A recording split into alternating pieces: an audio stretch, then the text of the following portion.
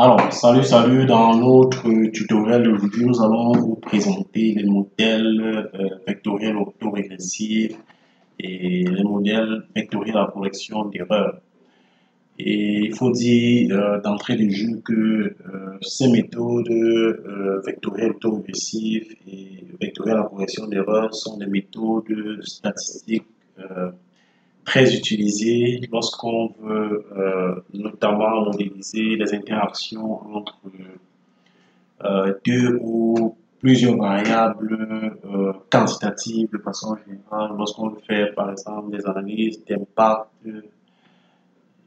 on peut faire recours à la modélisation vectorielle autorégressive ou alors à la recherche des facteurs. Mais il faut retenir un certain nombre de choses concernant ces méthodes vectorielles autorégressives et la correction d'erreurs. De façon générale, pour les séries multivariées, on a quatre grandes familles, les modèles vectoriels autorégressifs, communément appelés VAR, peuvent être estimés en général dans le cadre ou dans les cas où nos variables sont toutes stationnaires, mais il arrive parfois et en général que certaines ou d'autres variables de notre modèle ne soient pas stationnaires et qu'il faille faire appel à d'autres méthodes comme les méthodes vectorielles à l'état échelonné ou alors le modèle vectoriel à correction d'erreurs et le modèle à correction d'erreurs simple lorsqu'il y a une seule relation lorsqu'il y a deux variables de façon générale. Et donc, lorsqu'on est dans une situation où on a plusieurs variables, on peut considérer un vecteur qui est constitué de chacune des variables dont les composantes sont nos différentes variables dont on veut modéliser linéairement l'interaction. Et donc, dans ce cas, on peut exprimer ces vecteurs en fonction du même vecteur retardé. Autrement dit, on exprime chaque variable en fonction de sa variable retardée d'ordre 1 et des variables retardées des autres variables parmi nos variables considérées. Et maintenant, naturellement, un terme d'erreur. On a cette forme d'étude-là, mais pour aller plus loin, on peut estimer ce qu'on appelle la forme structurelle, de notre modèle qui va conduire à une méthode à l'état échelonné, autoregressive distributed lag dans le jargon anglais. Donc, dans cette méthode, au-delà des expressions incluses dans la forme réduite, on insère également les autres variables non retardées.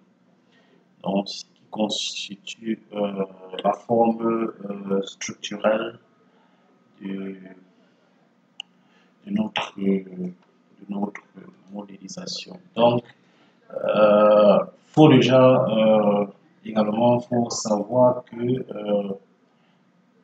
tout modèle peut se ramener à quel que soit l'ordre, un var d'ordre P peut se ramener à un var d'ordre 1. On va par exemple prendre le cas d'un var 2. On a une variable, un vecteur constitué de deux variables dont les composantes sont constituées de deux variables x et y. Et donc, on exprime notre vecteur en fonction de notre vecteur retardé d'ordre 1 et d'ordre 2. Voilà. Donc, en utilisant la transformation, en considérant un vecteur constitué de vecteurs retardés et du vecteur lui-même, on transforme via la matrice compagnon notre vecteur en un modèle var d'ordre 1. et par ricochet, on peut transformer un vecteur va, un modèle va d'ordre P en un modèle va d'ordre 1. Alors, la notion de cointégration est une notion qui vient étant donné que en économétrie, en général, on fait des estimations sur des variables stationnaires. Et donc, il peut arriver que nos variables soient intégrées d'ordre 1. Nous prenons le cas de deux variables essentiellement. Et donc, s'il existe une combinaison stationnaire de nos variables,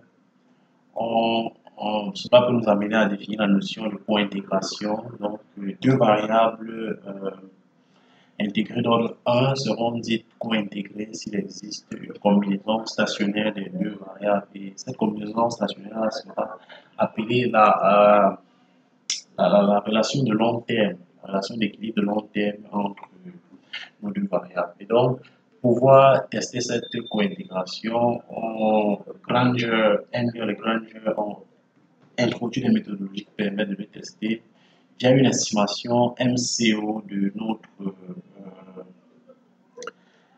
variable y en fonction de une combinaison linéaire de x. Et donc, on devra tester la stationnarité de notre terme d'erreur de notre équation. Et donc, comment est-ce qu'il faut faire pour le tester? Pour tester cette stationnarité, le test de Dickey-Fuller et celui de Dickey-Fuller augmenté permettent d'appréhender cette stationnarité-là.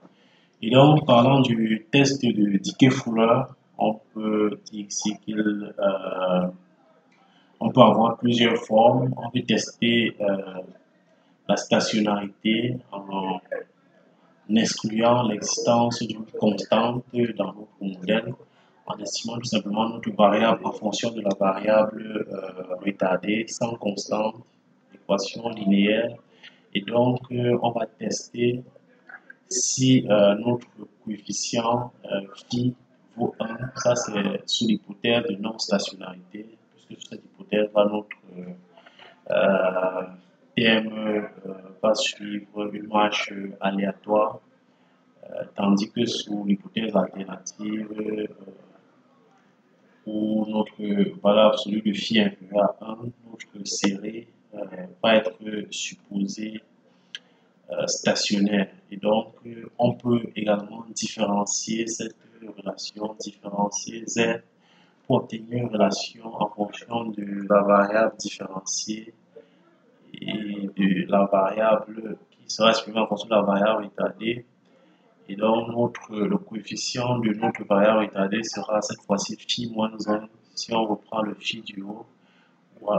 Et donc, notre variable dont on peut tester la stationnarité ZT sera tout simplement estimée en fonction de sa différentielle, sera estimée en fonction de la variable retardée et d'une constante. Et cette fois-ci, on va tester si phi est égal à 0, autrement dit, la variable ne change pas, quelle que soit la date, ou alors phi négatif. H0, c'est l'hypothèse de non-stationnarité.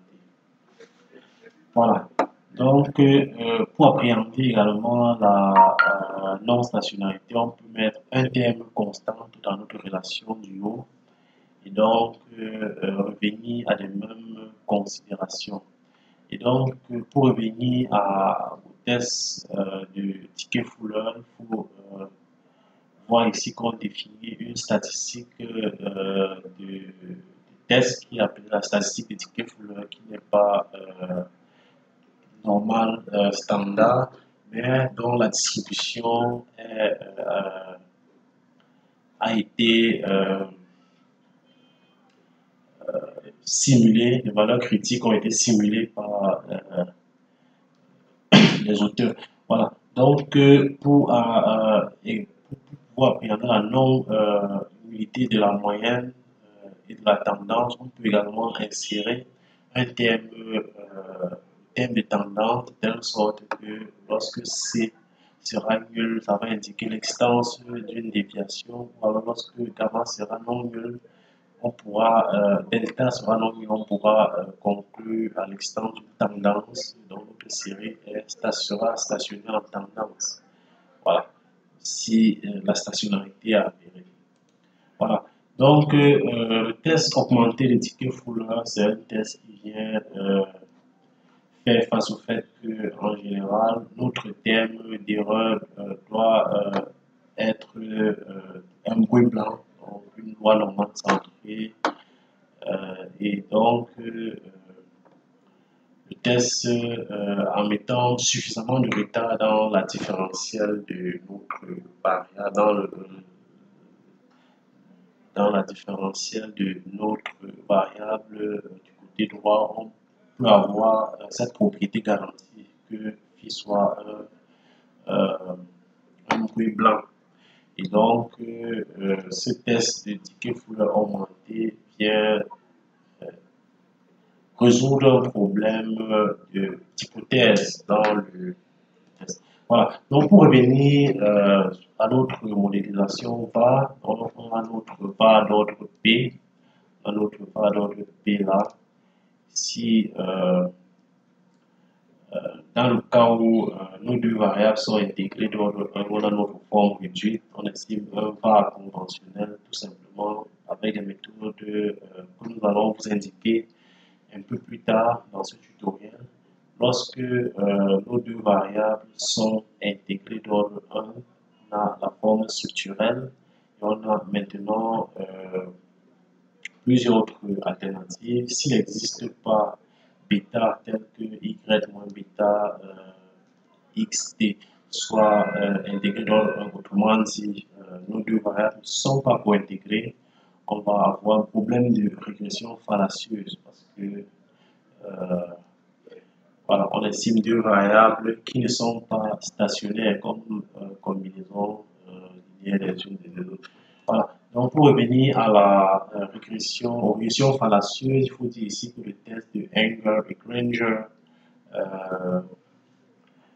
viennent tester s'il existe bêta de telle sorte que y moins bêta t soit intégré, soit stationnaire.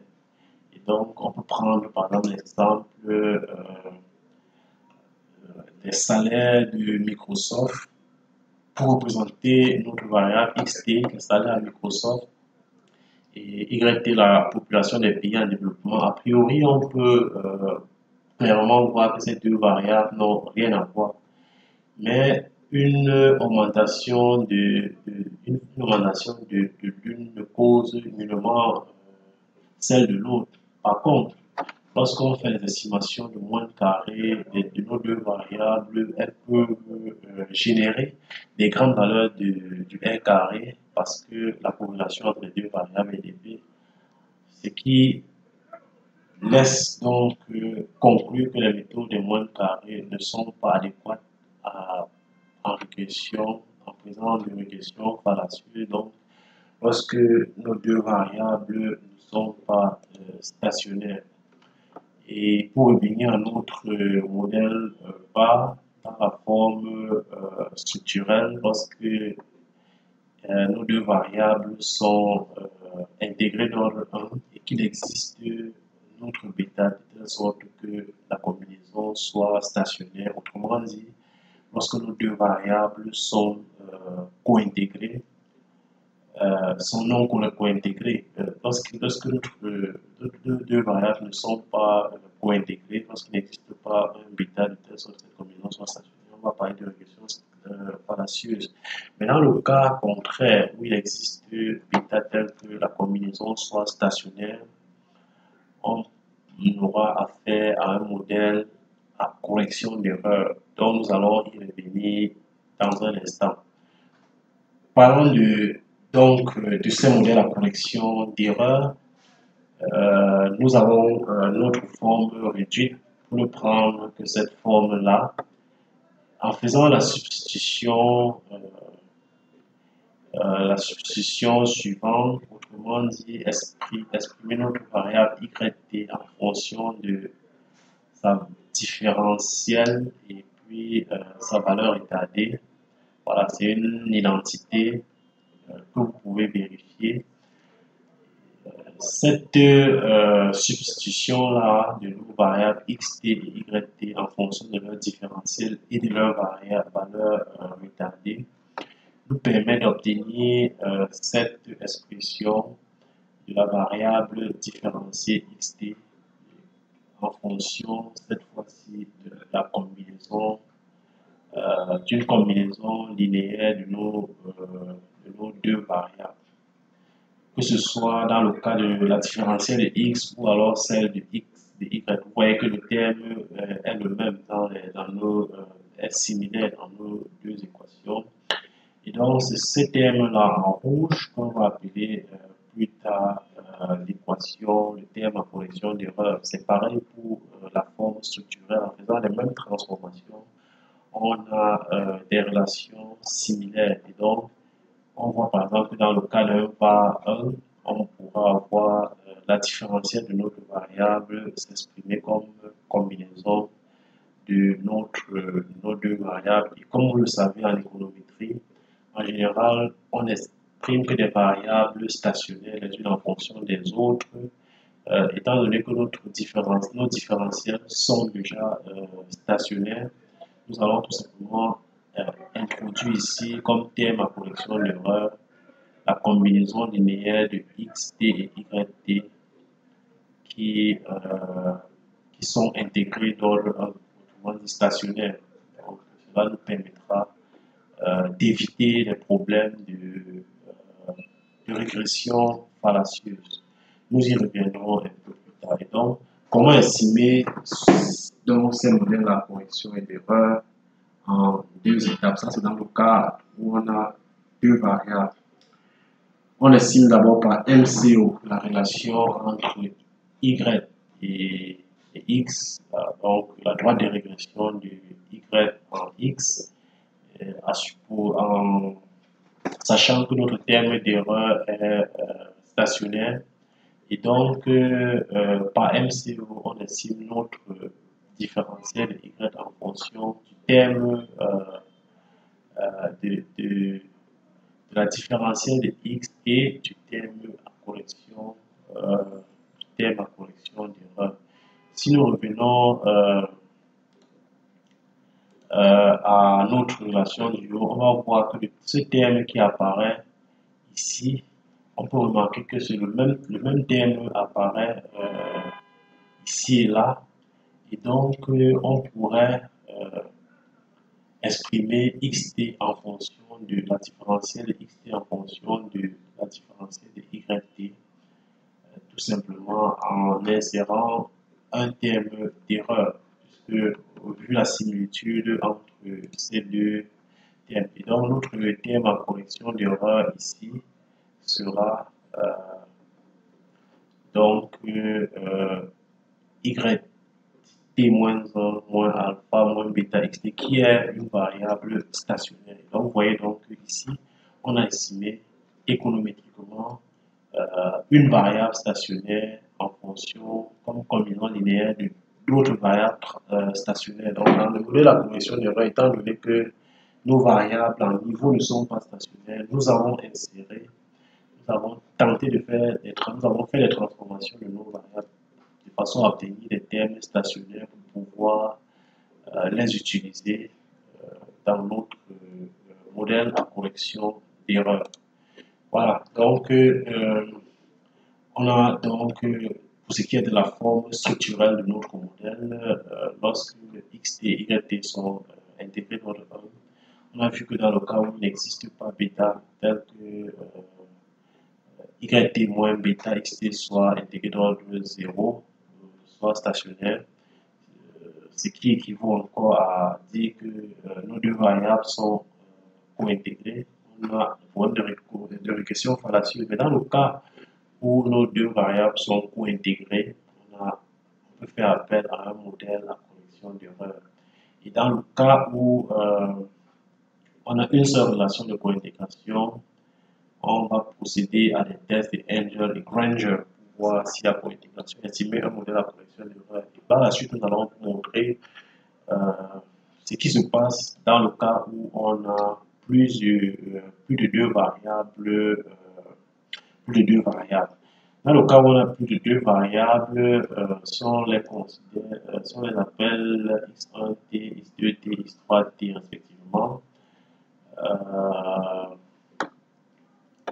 lorsque on sait qu'il y a plusieurs relations de cointégration entre elles, nous allons pris savoir le cas de trois variables qu'on peut généraliser à plusieurs variables. Nous allons également y revenir. Le test de Engel et Granger estime par MCO, par exemple, x3t en fonction des autres. Voilà, ça c'est dans le cas où il existe une seule relation de co-intégration. Et le test de Dickey-Fuller se fait de la même façon que précédemment.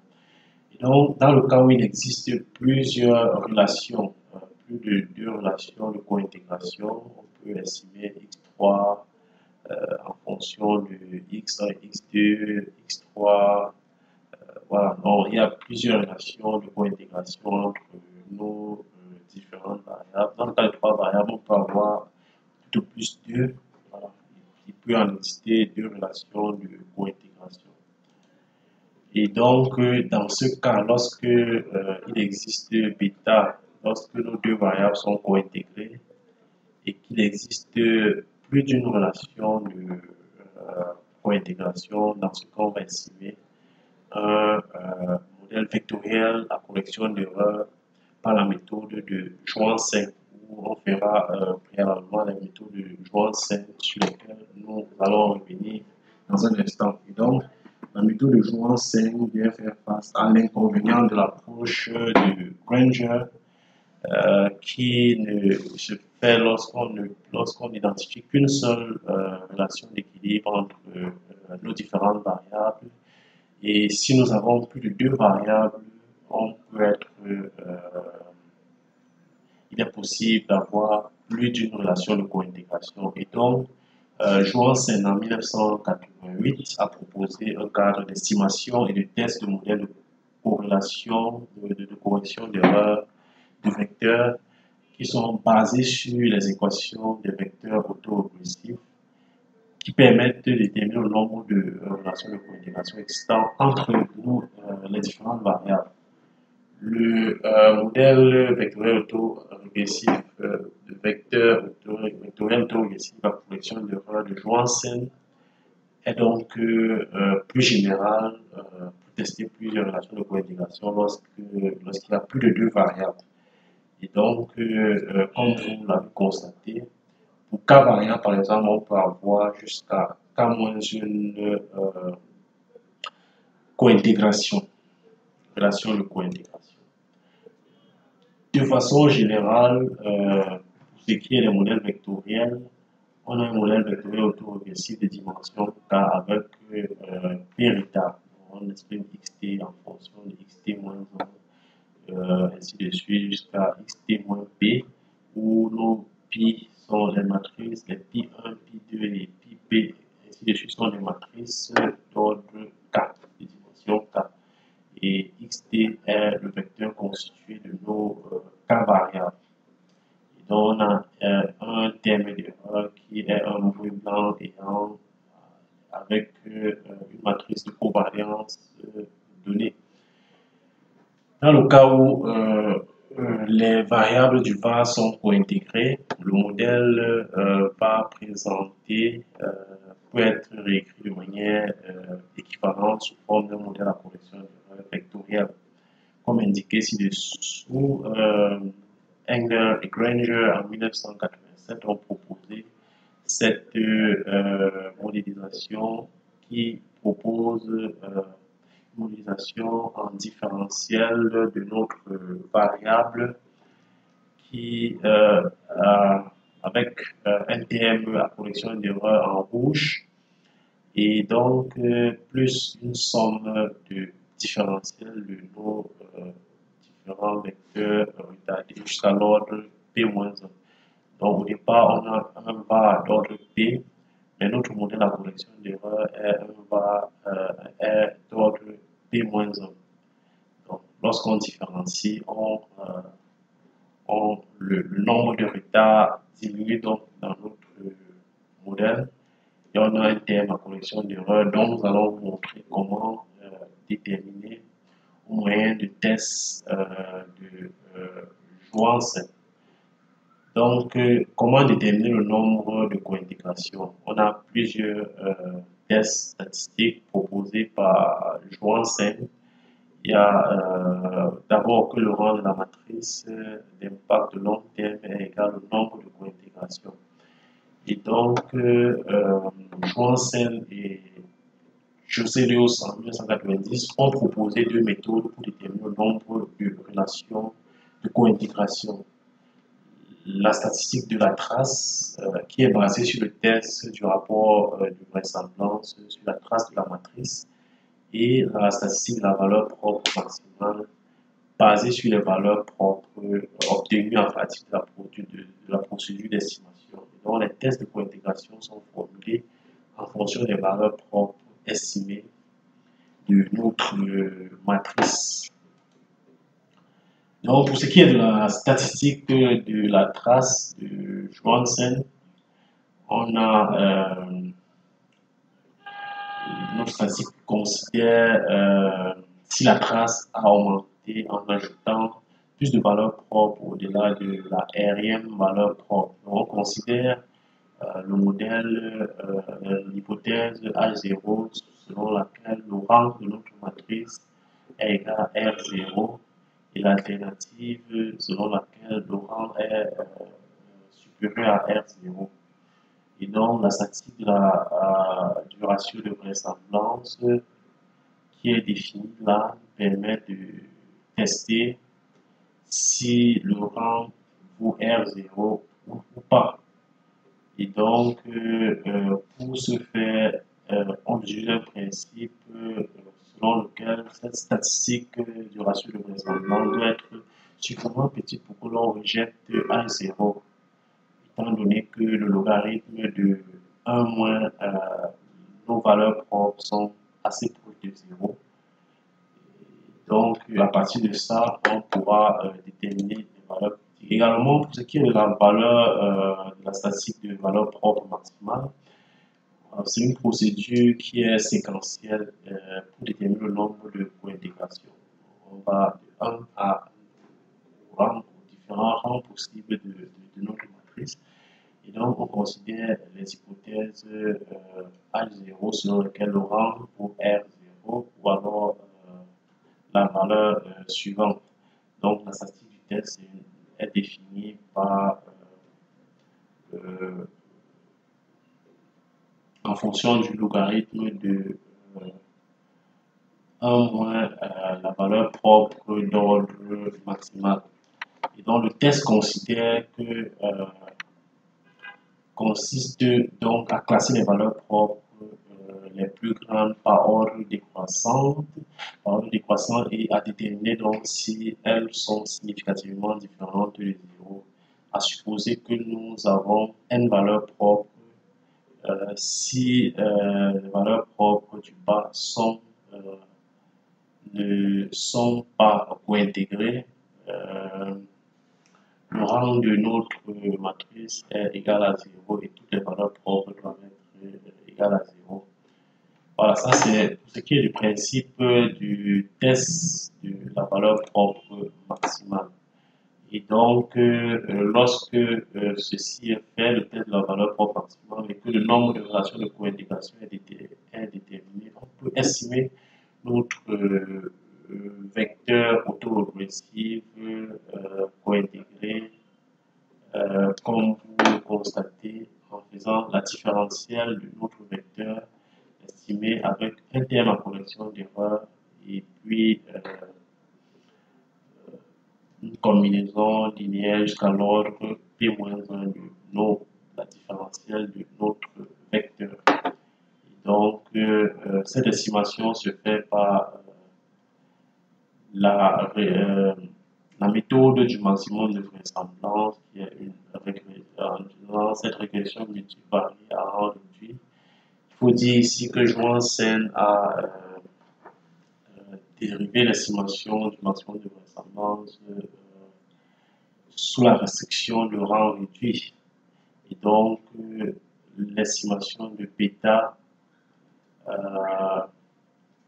d'abord, on peut estimer notre bêta de notre relation en usant le maximum de vraisemblance, puis en remplaçant dans l'estimateur de maximum de vraisemblance les paramètres restants qui peuvent être estimés par les MCO.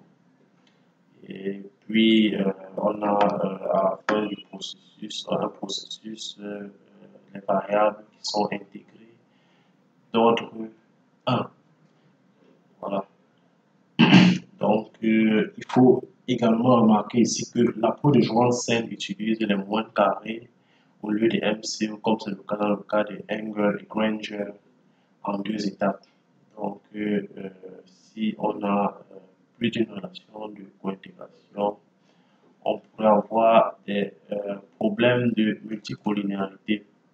Donc, pour résumer, on a notre bar qui a une forme réduite, tout simplement lorsque nos deux variables sont intégrées d'ordre 0 ou alors stationnaire. On a notre forme structurelle lorsque nos deux variables sont intégrées d'ordre 1. Et dans le cas où nos variables ne sont pas co-intégrées, on a naturellement un problème de régression fallacieuse.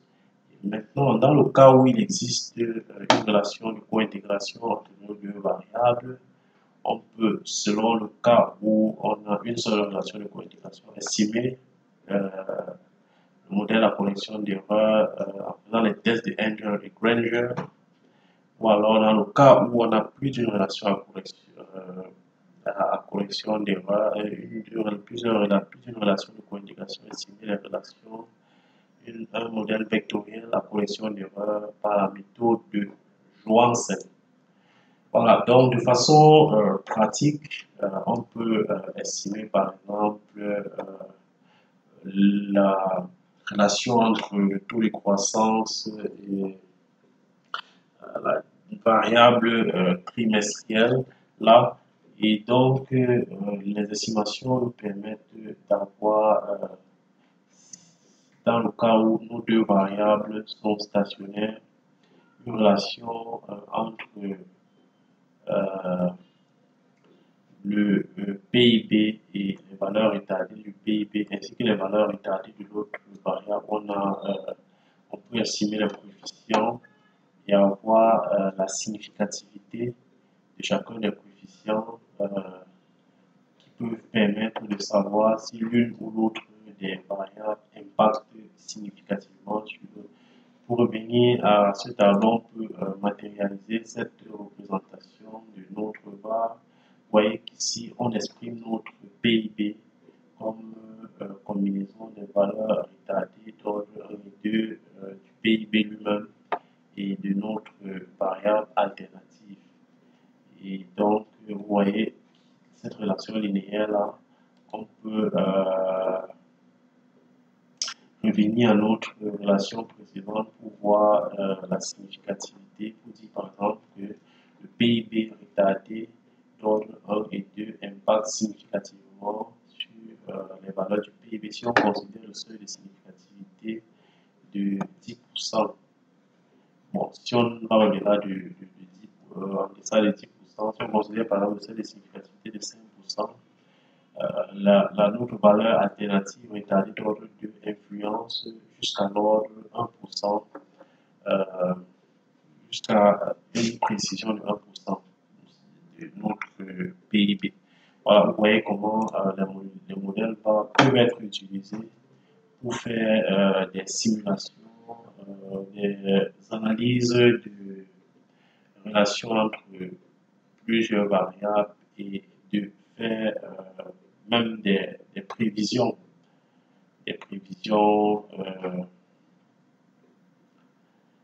de nos différentes variables au moyen de variables retardées. Donc, c'était tout pour ce tutoriel. Dans notre prochain tutoriel, nous allons vous présenter de façon pratique comment est-ce qu'on peut implémenter les modélisations va-et-vient, notamment sous eViews. Nous vous donnons rendez-vous très prochainement dans de nouvelles aventures.